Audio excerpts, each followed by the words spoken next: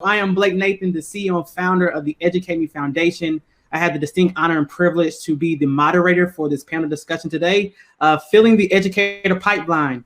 I'm going to pass the mic to our distinct panelists to allow them to introduce themselves, share their title, the organization, university, or the school they work for. So I think it'd be an honor to Superintendent Johnson. Would you like to lead first by introducing yourself and letting the audience know who you are? Absolutely. Good morning, everybody. Hope everyone is doing well. I am Alicia Johnson, and I proudly serve as the superintendent of Indianapolis Public Schools. Really excited to be with you, so thanks so much for the invitation. And I think out of respect, Dr. Turner, would you like to go next? Good morning, everyone, and thank you, Mr. Nathan, for the respect shown. I appreciate that. My name is Dr. Latanya Turner, and I am the Dean of the Klipsch Educators College at Marian University. Thank you again for having me here today. Awesome, awesome. So my fellas, the last two straws, who would like to go next? Go ahead, Fred. I was going to say Amir, but no, thanks so much. Hello, my name is Fred Yakey. I serve as the Vice President at Providence Cristo Rey High School, and I am a proud one of Dr. Turner's babies who recruited me to be an educator. So I'm happy to be on it with my mentor. And hi, everybody. I'm Amr Patel, and I serve as Executive Director of Teach for America here in Indianapolis, and really thrilled to be with you for this very, very important community conversation. Awesome. So I want to kind of have this conversation, as Mr. Amar just said, like a conversation, a dialogue. I want to ask a couple of series of questions. Do not feel as the parents you have to answer every question that I ask. You can punt it to somebody else. You feel like you're a content expert in the question that I do ask, please feel free to take the reins and answer the question to your best ability. But again, it's going to be a conversation. I'm going to feed off you guys. You're going to feed off me. I know we have a series of questions that I prompted you guys with, but we're going to start with this one. And I know this probably will be Dr. Turner and also Superintendent Johnson. This may be up your wheelhouse. And so as we know, Grow Your Own Models is kind of been like the national recruitment strategy to really encourage young people to think about pursuing a career in education. How can we make sure that school districts and higher ed institutions are collaborating efficiently to ensure that we can move the needle and really combat the teacher shortage, not here just in Indianapolis, but on a national level?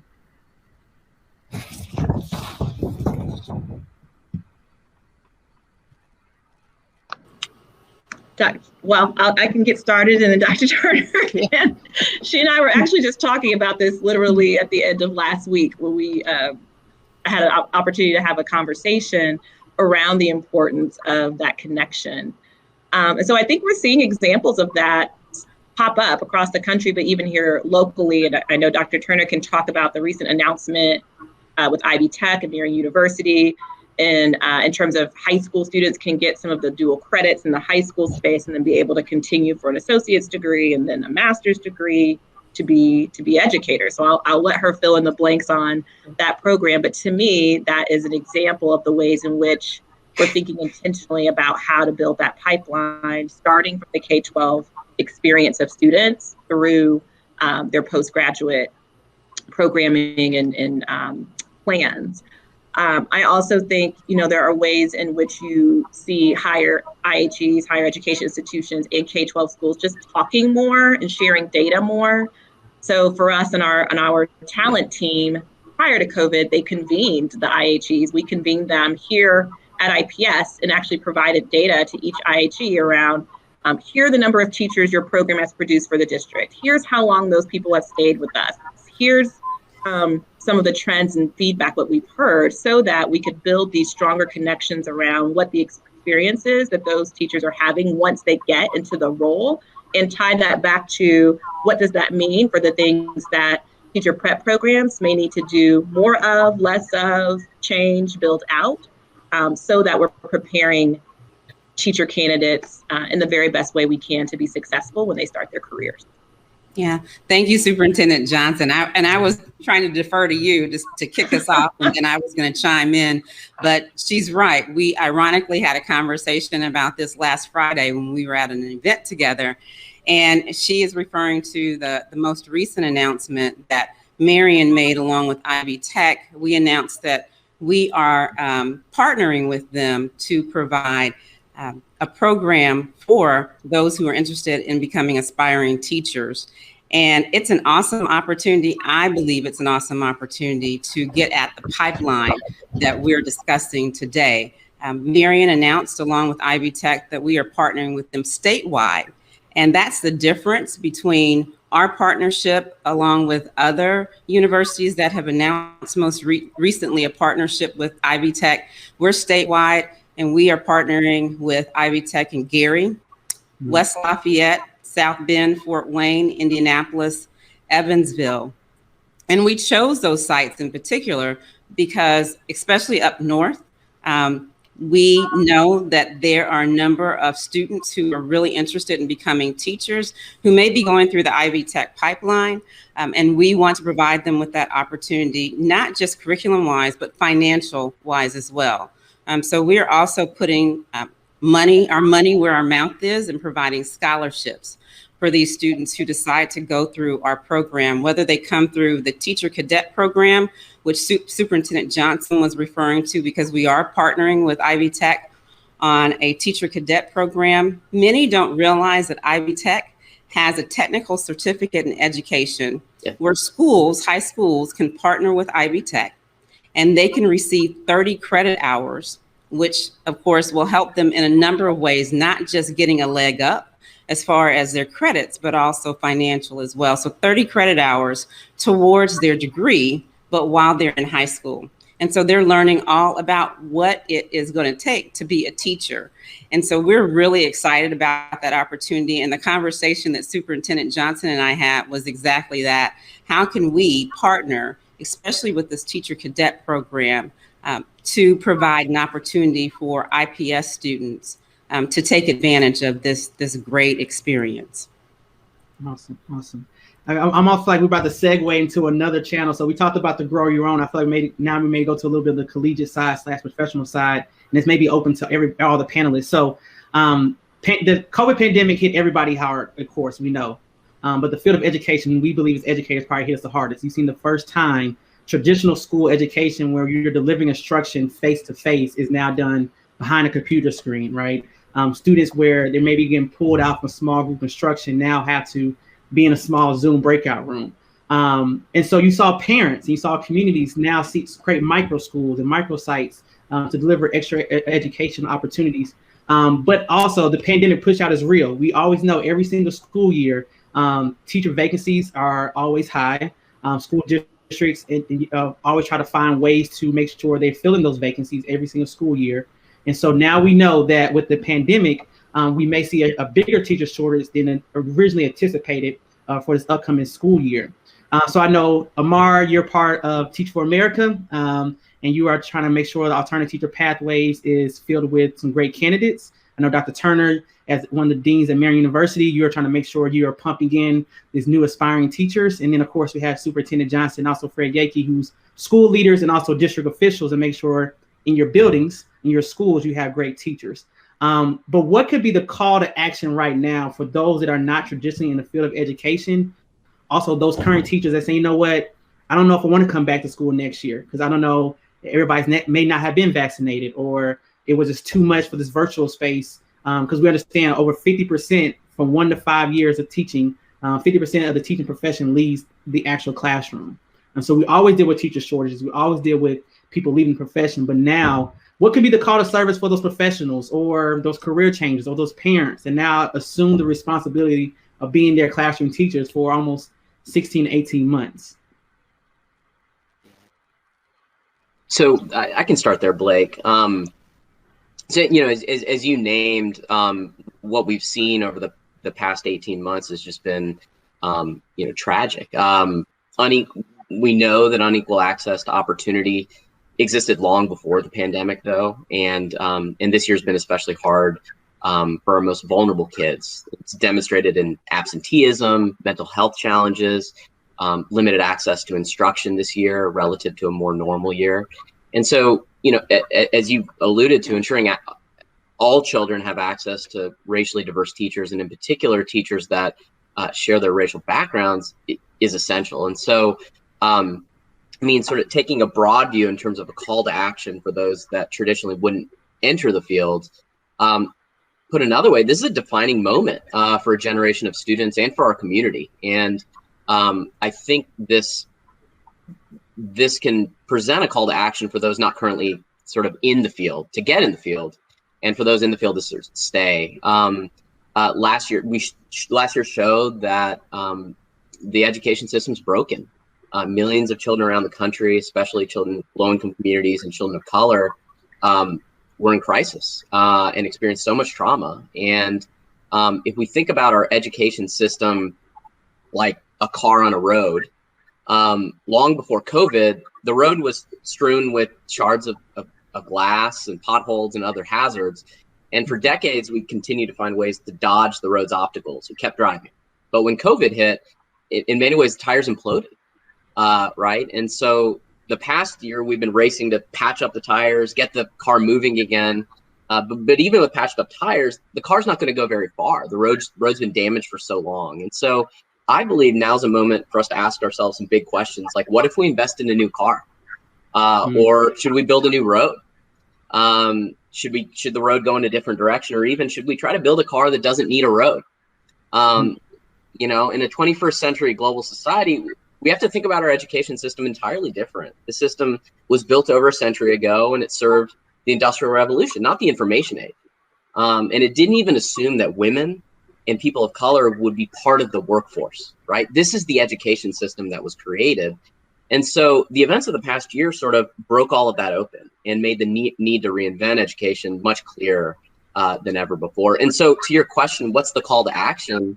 I think that the call to action can be and should be that this system is broken. This system needs to be reimagined, reinvented, building on the best lessons of progress. And there's no better place to fight to eradicate systems of inequity than in the place where all these systems collide so clearly, and that's in the classroom, right? If you want to see inequity, and if you want to tackle inequity in America, the best place to do so is in the classroom. If you want to fight for racial equity, the best place to do so is in the classroom. And I believe now, maybe more than ever, there's an opportunity to sort of remake how we do education for Black, brown, and white children in America. And so I think in terms of a call to action, I think that's the call to action. There's no better time to get in the field. You know, and that's a great point. And if I can add something to that, Brother Blake, you mentioned about the yearly struggle that we have in retaining our teachers in schools, right? So you always have this carousel of trying to replace teachers who are leaving, and it's like a level of competition. If I can add to that as well, I think one of the things that I would love to see a better job of, and perhaps we have the capacity to start that now, is that we have an astronomical amount of educators who are leaving the profession. We have an issue of recruiting, but we have a bigger issue of retaining. Yeah. And perhaps COVID-19 has put into us who are educators, the pandemic has revealed the lack of retention and supports for our educators. You know, many of our educators were risking their lives teaching because this is what we do. So we have this badge of honor. We have families at home when we're doing the COVID-19.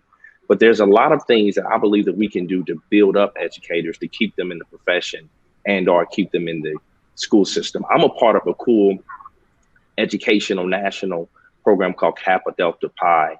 And one of the initiatives that we've been trying to do, and what I'm trying to lead, is build up these retention programs where we could have mentorship programs with these first, second, third, fourth year teachers, particularly these teachers of colors.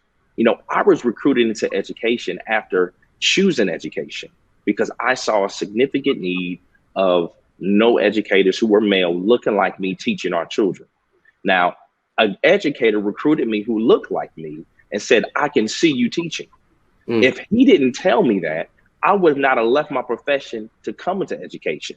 Now, here's the secret. I stayed in education, not because I wanted to be a teacher, but I then realized that education is much more broader than the classroom.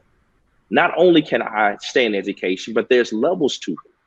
not only could I be an athletic director, I can be a dean, I can be a superintendent, I can be a Dr. Latanya Turner, I can be a president of a private school, I can be a vice president of a private school, showing that there's a level that you can rise to that's beyond principal and assistant principal and teacher can not only retain those students or those educators, but it can also keep them. So I think keeping our educators and creating these systems to retain them can be a level that we can continue to grow and hopefully grow our field as well. If I can hop in there, because that's a place we've really been focused as a district, and I've seen the manifestation of our intentionality show up in our data. So since 2018, we've actually increased our teacher retention in the district 7%, going from 77% of retaining our teaching force to 84%. And it's 6% if you look at our teachers of color, going from 76% to 82%. So we've been able to move the number there. But I think that's because we've been intentional about looking at that data regularly to see where we are, to provide that data to our school leaders so that they are aware of what's happening and if there are any trends and patterns in their individual school buildings. And then we've been intentional about building out teacher leadership opportunities, things that allow them to perhaps still stay in the classroom if they want to be around the energy of kids every day, but also have the opportunity to expand their leadership, whether that's they're serving as a mentor teacher for a student teacher, or they're serving as a part of a district-wide teacher leadership advisory group. We have opportunity culture, which allows to build some teacher leadership pathways. So there's been some real intentionality we've put into, to Fred's point, having that teacher leadership conversation in ways that folks can expand their leadership, and then making sure that we are monitoring and tracking that data so we can see where we're doing well, and then see where we have some opportunities to grow. And then the last thing I'll say in this area, as we talk about teacher shortage, is getting a little bit more precise in our data when we talk about teacher shortage. So what we see play out in IPS is 29%, for example, last year of our vacancies were in elementary, but 42% of the candidates we got were elementary candidates. You saw the absolute opposite of that when it came to special education, math, and science, where we had disproportionate number of vacancies, but the candidate pool in those areas was so small. So we have, there's a lack of shortage in elementary, generally speaking, in many places, but some real pain points when it comes to math, science, and special education. And so how do we think about strategies for retention and recruitment specific to the places where we know we need to continue to build the candidate pool? And Blake, do you mind if I jump in as well? So there were a couple of things that were said that I think it's important for educator preparation programs to really focus on as well. And Fred mentioned something in regards to retention and someone tapping him on the shoulder, so to speak, to say, hey, I think you'd be a great teacher. Why don't you think about? And I think he mentioned as well that it was someone who looked like him. Mm-hmm. And so we've been intentional at Marion around that too. We have a dedicated recruiter who looks like he is Dr. Jackson, and I think many of you know him. He's an African-American male. So he's going out into the schools. He looks like many of the students that he is tapping on the shoulder, so to speak, and saying, hey, why don't you think about education? So that's one thing that I think is really key. In regards to retention, Superintendent Johnson talked about intentionality. And I think so often many of the schools and school districts are not as intentional as Superintendent Johnson has said that she and her team are doing in IPS. And that is extremely key, to be intentional in the data that is being looked at and shared. And then I want to go back to Fred as well. And he talked about the different opportunities that are available in education. You don't just have to be in the classroom. And we're having those conversations now with many of our students. There are some who want to go into ed policy. They don't want to stay in the classroom for a long period of time. They do want to be a teacher, but eventually they see themselves doing something along the lines of ed policy, or they see themselves becoming a teacher leader or a principal at some point. So we're having those conversations with them now. while we have them, but also while we're recruiting too, to share with them that there are so many opportunities available within education. Teaching, while it is extremely important and the catalyst for so many other opportunities, is not the end all be all. Yeah. I mean, go ahead. Yeah, so I wanted to sort of add an additional. I think I couldn't agree more with the points that that Fred, Alicia, and Latanya have made here. That intentionality is really important. One form of intentionality that I think is really important is who leaders in buildings are. Right? What's the old adage? Employees often don't leave their job; they leave their boss. And so the most common in-school factor influencing teacher retention is the principal, right? And so in schools, we've sort of seen, with sort of data on this, in schools where we see high degrees of teacher retention, find really effective, inspirational principals, school leaders leading those schools. They set inspiring vision for the school. They build a really powerful culture that's like a mission focus on serving children well and taking care of each other. They reward high performance and celebrate those that are doing really, really well with kids. They career, as has been shared, career advancement opportunities. And ultimately, the result is teachers feel valued. And I think, moreover, it's important for us to retain teachers. I would argue, and I think we would all agree, it's especially important to retain educators that share the racial backgrounds of our students. And if we talk to Black and Brown educators in particular, there's unique factors that contribute to them often leaving the profession. A sense of feeling valued, a sense of school actually having the anti-racist focus or not. These are the things that we see really effective school leaders put in place as part of their core mission and strategy. Then it's not surprising that you see significantly higher rates of teacher retention. So I think as we talk about schools and school systems retaining educators, really important for us to make sure that increasingly we have a really effective school leader in every single. Yeah, man. There's so many ways I can take this conversation because Fred Yankee said some great things I wanted to go back to. Amar, you just had some more stuff that's like it's tying some two questions into one.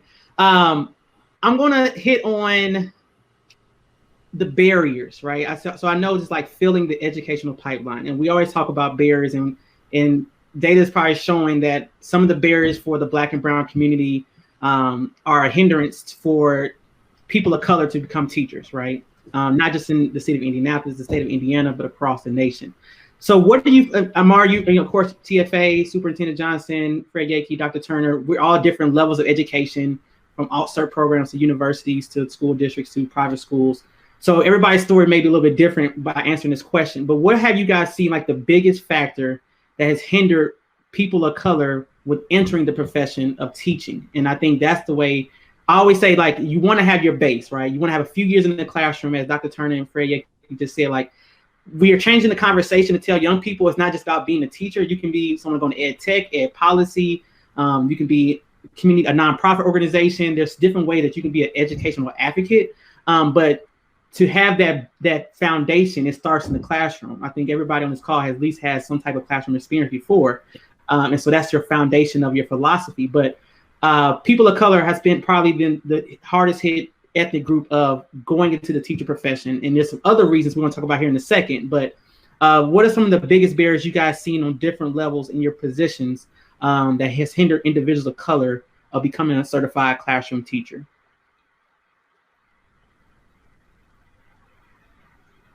I'll start first since I'll say I'm the least among us all. That's a great question, Blake, because I appreciate the intentionality when we're talking about teachers of color, right? So often, I'm a native of Indianapolis. I grew up in the public school district. I went to School 92, went to John Marshall Middle School, and I'm a proud alumni of Arlington High School.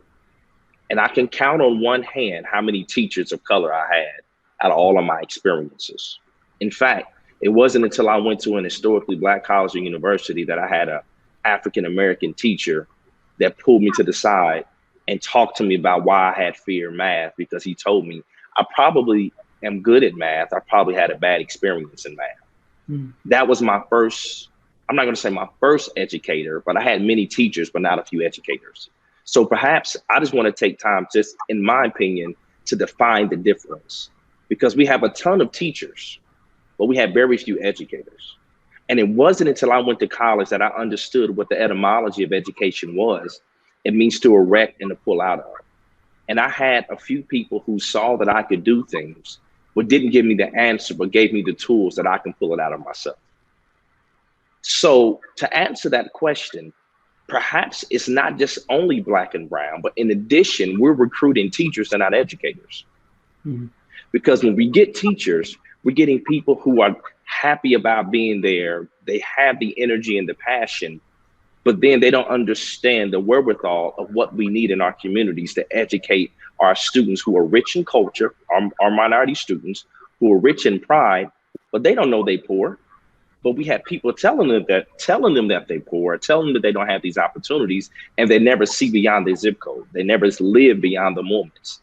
And one of the challenges that I'm trying to do, or that I see in my perspective at a private school that deals with urban education, that's the national model, is that I'm not trying to convince people to come to save my students. They don't need saving.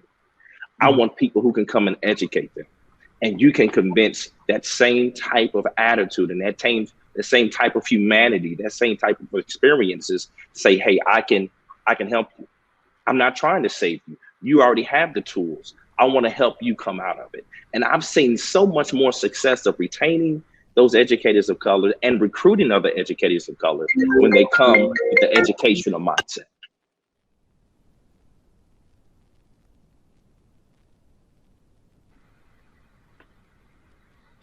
Who wants to take another stab at that one? Yeah, I'm happy to. So Blake and Fred, thank you for sharing all that you shared just there. I mean, I think this is such an important question, because we know why is it that having more educators of color, more educators, I should say, that reflect the backgrounds of the students, so important. I was talking with a high school student here in Indy several weeks back, Sharia, and she said, look, I want to learn about she's a Black student. I want to learn about my history. No more will I tolerate having to learn history, having to learn social studies that doesn't tell the full story of our country and of this community. And she went on to say, having teachers that can talk to me about these issues, that understand my experience because they look like me and they've had similar experiences, is just so important. This is a high school student. She's a freshman that said this to me just a handful of weeks ago. There's also research that's very, very clear and so compelling. If a Black child has one Black teacher by the time they're in third grade, their likelihood to enroll in college goes up 13 percentage points. If they've had two, their likelihood to go to college goes up by 32 percentage points, right? And so more educators that reflect the backgrounds, more Black educators that reflect the Black backgrounds of our Black students is just so essential. Like you asked about what some of the barriers are, things we hear in terms of prospective TFA incoming recruits is pay potential and compensation potential over time, really important, as we know. Two, as we've spoken to, career advancement opportunities are really important. And then third is a lot of young people, prospective new teachers, if all those other things, being equal, something that's really important to them is they want to be successful early on.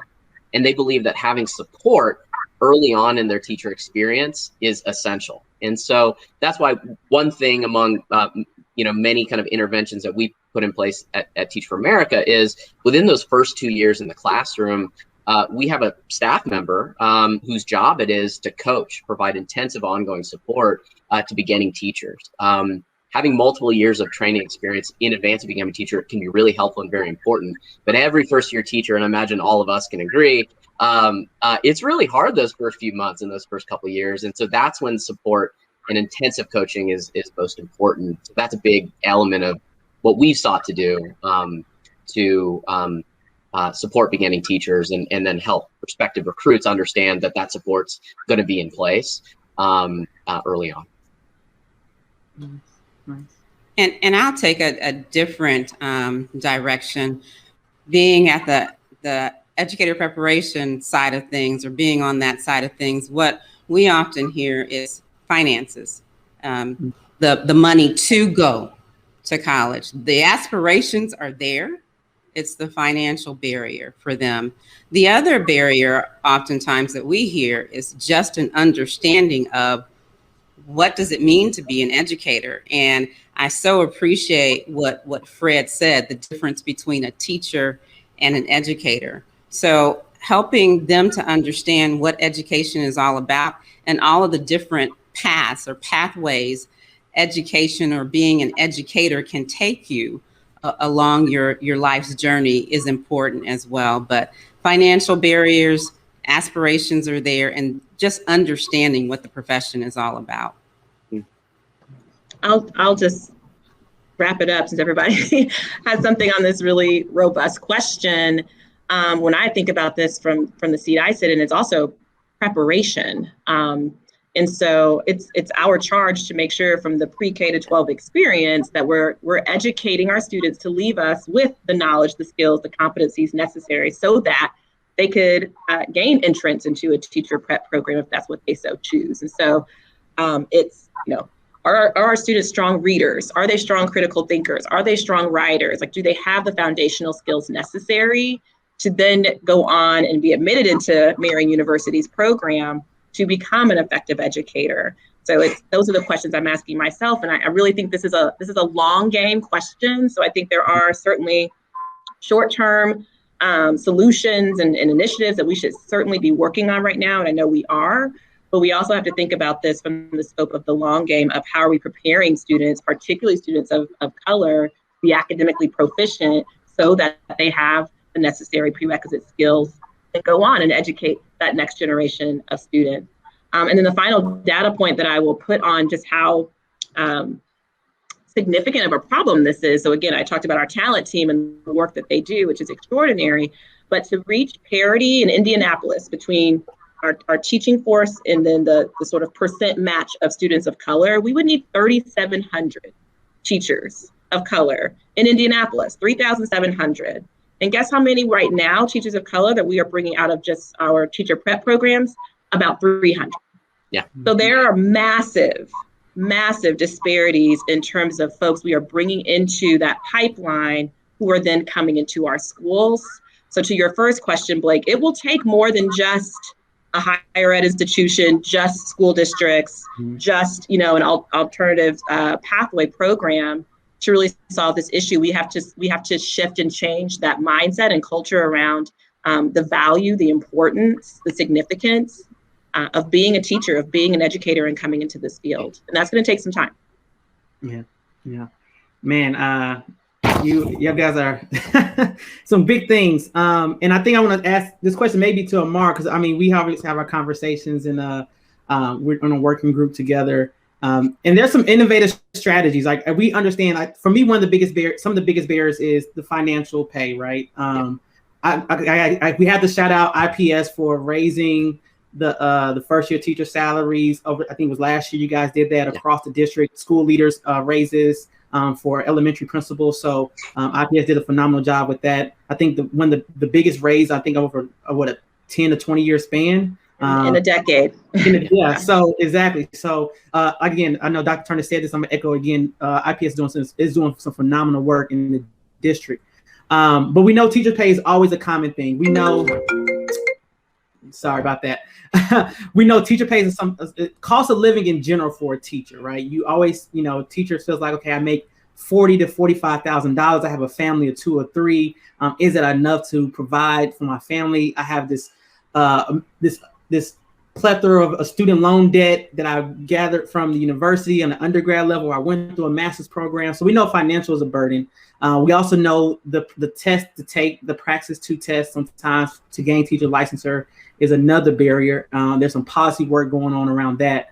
And then there's also, hoping that the retention, right? You have a school leader in your building that is going to support you. And hopefully you can, like Amar said, like people don't leave jobs, they leave bosses at the end of the day, right? If you're not with a school leader that's supporting your teaching philosophy, your teaching style, there's a growth model in place for you. If you do have aspirations to be a teacher leader or instructional leader, is that school conducive to that? So we know there's many barriers. But I want to make sure there's probably some parents watching this, there's some community members watching this.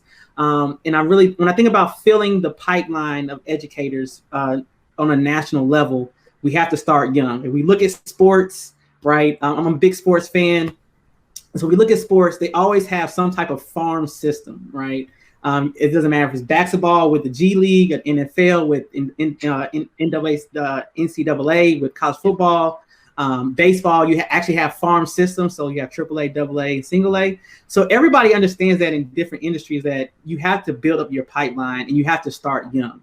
I think to our discredit in education, we like to kind of fill in gaps here and there with not actually investing to our young people, like, Dr. Johnson said about the grow your own models for the high school students. And Dr. Turner talked about the partnership with Ivy Tech to get the credits from Ivy Tech. 30 credit hours is huge for a young person to then pursue a bachelor's degree. So I know there's big barriers out there. And I want to talk about innovation, out of the box thinking, because I know we want to talk about loan forgiveness. We want to talk about, teacher prep programs. I want to talk about some out of the box thinking, innovation that you think, especially for young people that's watching this. And I know we always talk about, Fred, you just said it again, like ed policy, ed tech. So I know when young people hear about becoming a teacher, they're thinking that's the end all be all, because it's the huge marketing strategies. Like, we need teachers. But the biggest thing we need is educational advocates. And as Fred said, educators, right? We need educators, the one that's going to pour into our young people. So I want to just, if you want to share one true innovative strategy that can really move the needle as far as filling our pipeline. I know we have to grow your own model. That's a long game. It's a long investment. That's hopefully you're pouring to high school students, and asking a 14-year-old to 18-year-old to make a decision about a lifelong goal of theirs is a lot, because I changed my major. I'm pretty sure people started off majoring in something and then ended up choosing a different pathway. So it's a high expectation for us to assume that a 14-year-old that's a freshman or a sophomore in high school that's going to make a career decision with the CTE pathways. But what is an innovative strategy that you have? It doesn't matter if it's high school, collegiate, alt-cert, school-based, innovative strategy that you think that we can really make true change in filling the teacher pipeline. So you mentioned starting young. And I agree with that, Blake. But I think a piece that's missing in this conversation are our parents, our families. And so if we want to start at that young age, which, again, I totally agree that we should, how do we bring the parents or our families into this conversation too, to help them understand the importance of their child going into education? I think that that's key, and that's something that we haven't discussed as a part of even being innovative in this space. So I'm just throwing that one out there. And I'm gonna pass it to somebody else, but Dr. Turner, you just said something that's so profound. And I think any parent that's watching this and you have a young person and they say, hey, mom or dad or auntie or uncle or grandpa, grandma, guardian, I want to become a teacher one day. I think as parents, we need to make sure we're not turning that dream into some type of far fantasy, right? Because a lot of people say, I want you to become an engineer or become a doctor. Why would you become a teacher? So they look down upon a young person, say they want to become a teacher, especially if your child says, hey, I want to become a teacher. I think as parents, like you said, Dr. Turner, they are almost additional advocates for these young people to think about pursuing a career in education. But I'm gonna punt it to somebody else.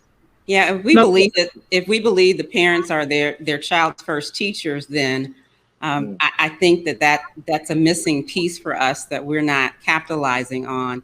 How do we work with our parents, our families, to not only educate them, but equip them with the tools, techniques necessary to help their child throughout their educational journey? Whether they become an educator or not, we're missing that piece, especially to Superintendent Johnson's point about the preparation.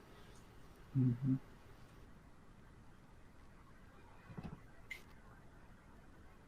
Amar, you about to say something? I feel like it's coming. Yeah, like I kind of wanted to maybe sort of take it in a slightly different direction. So if Superintendent Johnson or Fred had a comment specifically to your question, I wanted to hold off. Okay. Oh, sorry, I think I was on mute. I said, go ahead. I'm intrigued now. You know what? I mean, yeah. I was just going to say just something really, really brief. And like you said, I am interested in where you're going to go. But you know what? When I was considering being an educator, I started off being in not-for-profit after-school programming. And I went to a few teachers that I looked up to that were in the profession for like 30 years. And I went to them and I asked their experience because I was considering. Blake, you know what they told me? These teachers told me, do not do it. They did not enjoy their profession. And that took me back, because how are you in front of these babies, these students, and you're teaching them, but you don't really enjoy what you do? So I think the fundamental approach, if you want to grow educators, you have to be excited about your job, so much so that they look forward to coming to your classroom. And if you don't love what you do, don't expect for your profession to grow. We've lost the enthusiasm within education. Like, I don't do it for the paycheck. I do it so these students' lives can be changed, right? And one innovative approach I've learned as an educator is that if I don't have passion in what I do, and if I don't create a mentorship, a relationship with these students so they can look at me and they can find something to do, they would never think about being an educator. Because when they think about being a teacher or an educator, they think of their favorite teacher. And we've lost favorite teachers. We've lost favorite educators. We've lost those things. So the innovation is just becoming passionate about what you do so it can become contagious, so others can think of education with the face of their favorite teacher, right? And that's something that teachers and educators have to do, man. I believe we can't just be confined to the classroom hours, but we need to go back to being those basketball coaches, those cheerleader coaches, those writing yearbooks, starting cool after school clubs, cooking clubs. I started a club called the Barbershop, and I didn't think that cutting hair 12 years ago with these kids would end up having some of those students going to be an educator and then coming and thank me later on just by doing a haircut. Like, these are the small things that the communities that we have to have and build, establish in schools can transcend to what Dr. Turner said, those communities at home. Because now those same parents are telling you, thank you, because I'm becoming a surrogate father to their kids. And now the parents are hooked. Now I have parental engagement. These are what educators need to do. To go back to that difference, the difference between a teacher and an educator. A teacher's done when the bell rings. An educator says, now I got to teach at the basketball court. I got to teach an after-school program. So I just want to say that I think that innovative approach is something that is natural, but we have to get back to. And I think I will jump in. I agree with Fred. I think the push I would make is I've not actually seen, at least when I look at the work our teachers do, they are the coaches in many cases. I mean, that's our pool we have to pull from. They are leading the clubs. They are spending the time after school. The vast majority of our staff is doing that. But I think about that question about being a teacher. My mom was an educator. She's a retired educator. My grandfather, my grandmothers, and they certainly did not, they encouraged me if this is the path I wanted to take. But there were some real conversations around what that would mean, particularly financially. And I agree, we don't do a job strictly for the paycheck, but that does matter. And I think, if you think about particularly in the African-American community where teaching, really prior to Brown v. Board of Ed in many ways, was a path for African-American families into the middle class. It absolutely was. Now, the benefit is we have lots of paths available to us now. Fantastic, great. What we've not been able to do is, to your point, sort of maintain the same level of prestige, of honor, of value to education that we have to what you talked about, people saying, nope, don't go do that, don't go do that. So I do think there are some real pragmatic things like compensation, like will I be able to support my family over the long term if this is the career path I choose? Like, is my salary going to equal how much student loan debt I have? That are very real and aren't necessarily innovative, but I think could absolutely move the needle in our field probably pretty quickly. All of it takes resources, and so it becomes a question of what are we willing to trade off? on the point Superintendent Johnson just made in terms of teacher loan forgiveness, there's massive federal dollars that have been poured into states and districts and charter management organizations around the country. One rub with all of that money is it's non-recurring, right? Most of it will have to be spent by 2024. Blake, you mentioned earlier, and Superintendent Johnson just spoke to loan forgiveness. That's maybe one way to make an investment now in a really targeted fashion that has the effect of long-term increase in net take-home pay for teachers. And you can imagine school districts or states designing programs in high-need subject areas, which we've talked about, and Superintendent Johnson spoke about this. We are actually going to pay down loan debt for teachers. What does that do? That in effect puts more money in teachers' pockets for a long 10, 20 years down the road. So I think that's an idea many are sort of thinking about. I think it's worth pursuing here locally and in Indiana. My second thought is we need to clone Fred Yakey. We need 3,000 Fred Yakeys. No, you so don't. We can figure that out. You go backwards if you do that. And 3,000 more Blake Nathans. So the third idea, what I was going to share earlier, we've been sort of coming at this from we need more educators and more educators of color sort of entering the field. True. No doubt about that. One potential different way to think about addressing the problem, ultimately, we want students served by great educators and more students served by great educators and more students served by educators that look like them. One way to maybe get at that, and something maybe we've learned a bit about over the past year in COVID, is virtual learning is not ideal, though there are students and families that are interested in demanding and like that option. I'm thinking about an educator named Keith Thomas. Many of y'all likely know him. He joined Teach for America in 2011 here in Indianapolis, and he's been teaching ever since. He's a teacher at Paramount School of Excellence. And if you look at student achievement data, factually, he is the most effective middle school math teacher in the state of Indiana. Right? He and I have been talking over time, and he loves his craft. He loves the work with students. And he's been thinking, how do I serve more students? How do I have a deeper impact? And how do I serve more students over time? The traditional pathway is, well, go be a coach of teachers or go be a principal. And that may well be a very good idea for him. I think he'd be exceptional in any of those roles. He's going to be exceptional at whatever he does.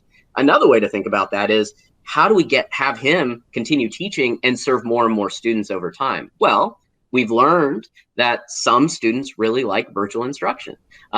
We've learned that some families are going to demand that. And we also know that there's, 50,000 students in Center Township. There's 150,000 students in Marion County, and there's 1.1 million students in the state of Indiana. What if Keith, like happens at massive open online universities, as a master educator, we could create structures whereby he's serving thousands of students across Marion County or across the state of Indiana, but through a combination of in-person and virtual instruction. So anyways, I wanted to sort of insert that idea as sort of a different way to think about how we sort of address the problem of ultimately having more students served by great educators and great educators of color. Can I jump in real quick, Blake, on the innovation piece again? Yeah. Something that we haven't talked about, and it goes back to the grow your own model.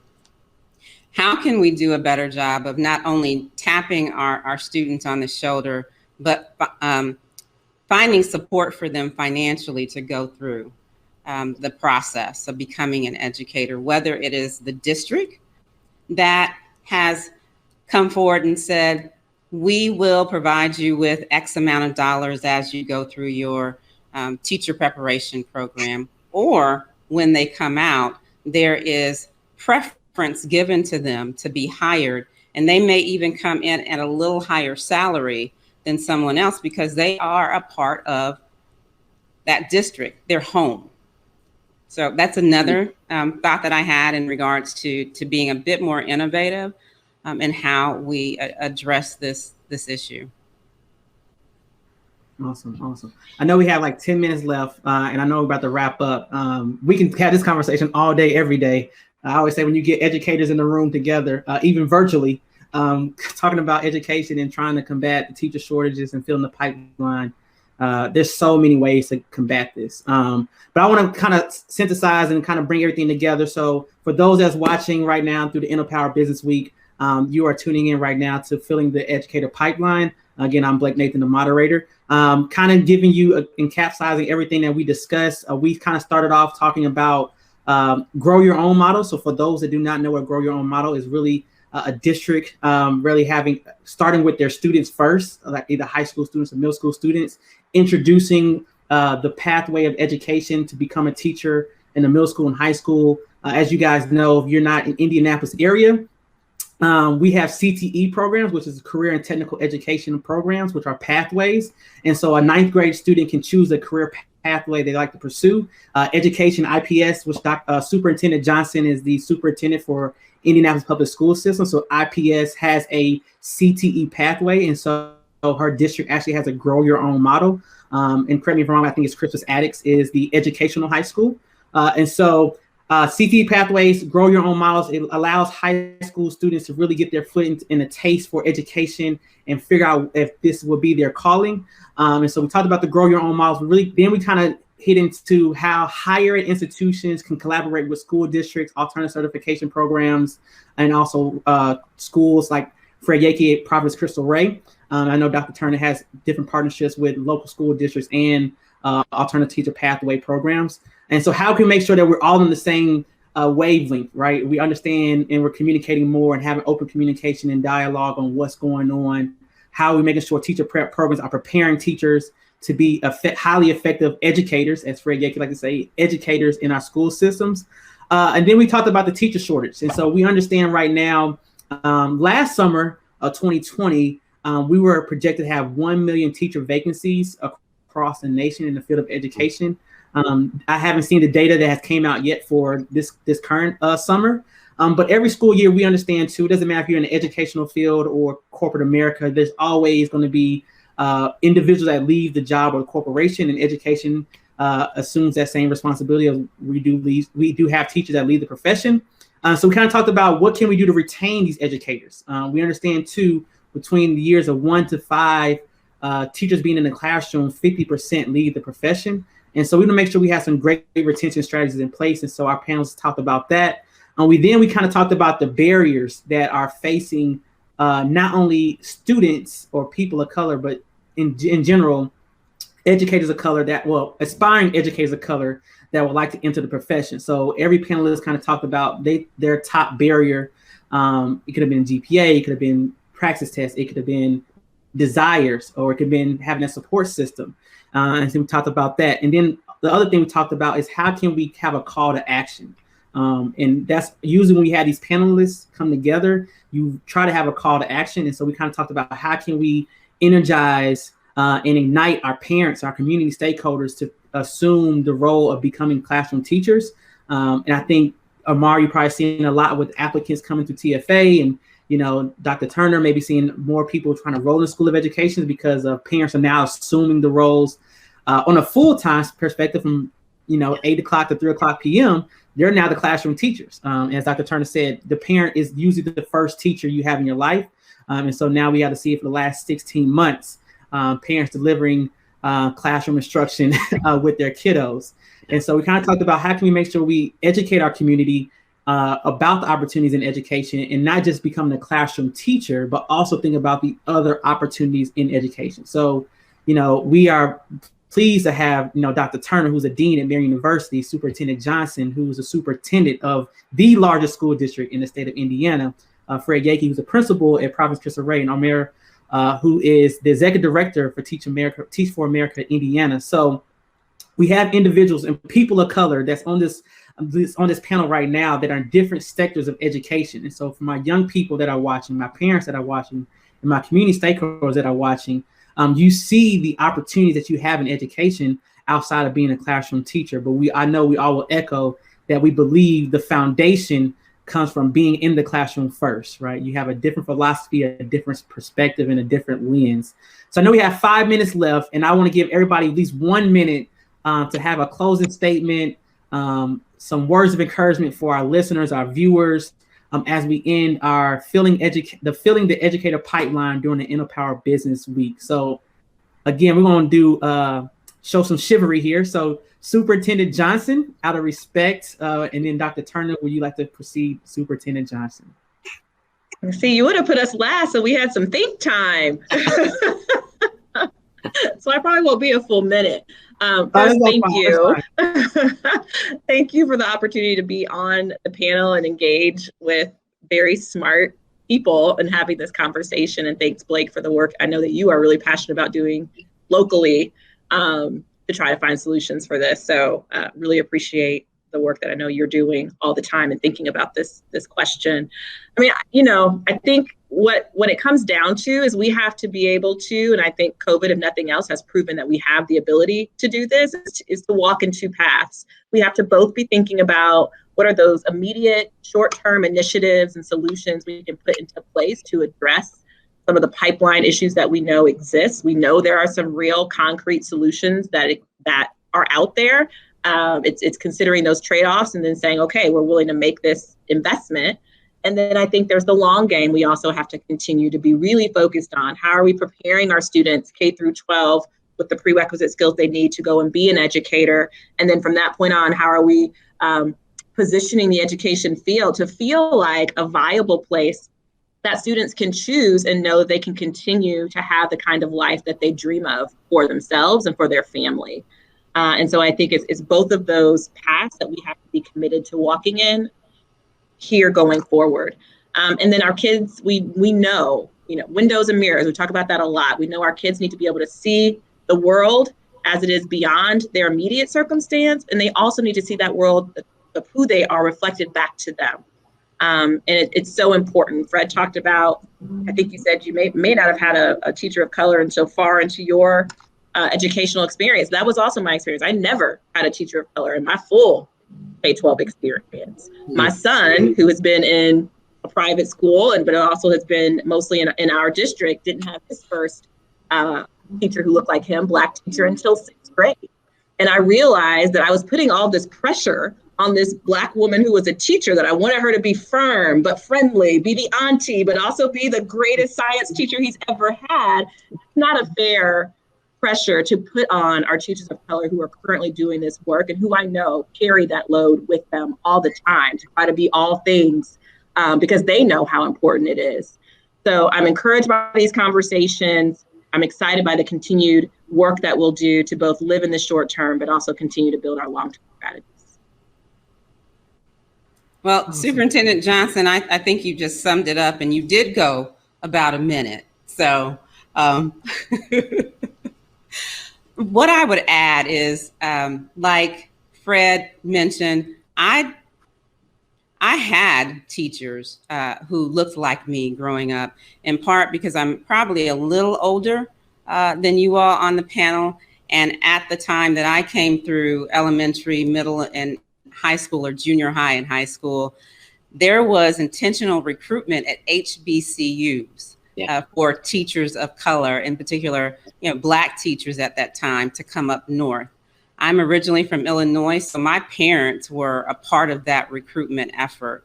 Both of them were educators over 30 years, elementary for my mom, and for my dad, a secondary English teacher. So they were specifically recruited. So I just find it really interesting that we're having these conversations now, and that was 60 years ago, almost 60 years ago, when that was happening for them.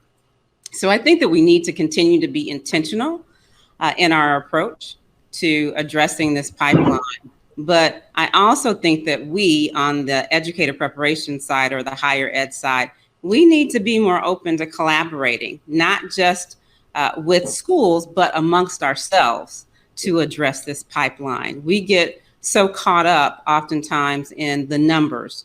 Who has X amount of students in their educator preparation program versus the next university? And that's not what it's about.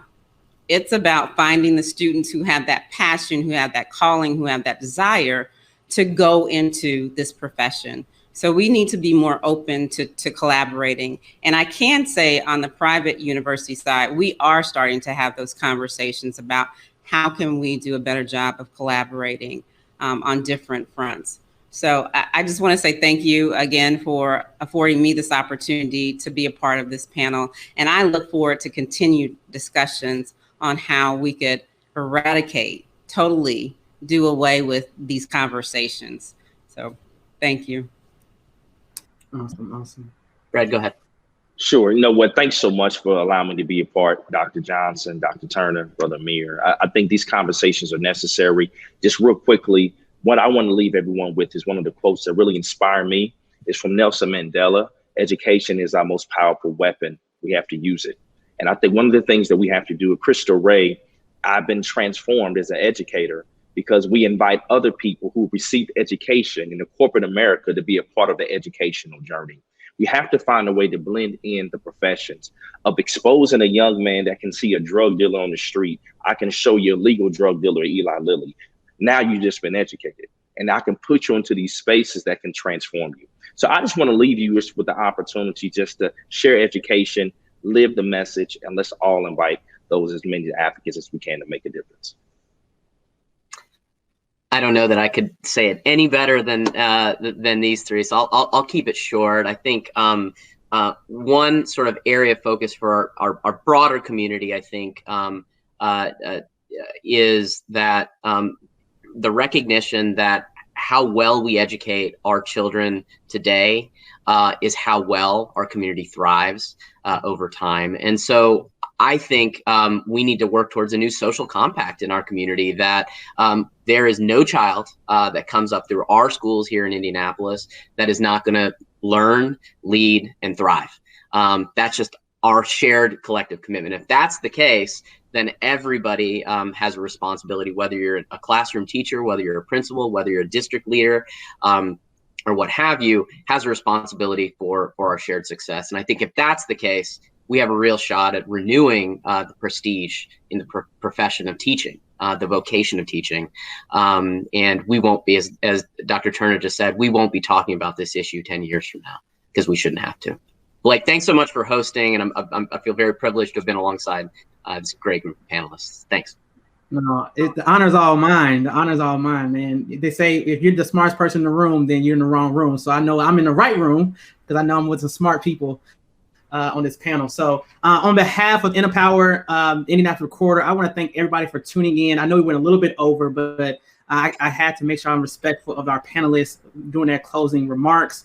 We're going to end with a celebration after this next panel at 1:30. We're actually going to celebrate over 40 African-American educators during the Excellence of Education Award ceremony here today. And so after our next panel discussion, make sure you tune in to the 1:30. But we're going to take a quick little break before our 12:35 session. Again, I want to thank Superintendent Johnson, Dr. Turner, Amar, and Fred Yakey for joining us today on our panel discussion. We're going to kick it over to the InnoPower folks and do a little commercial break, pay some bills.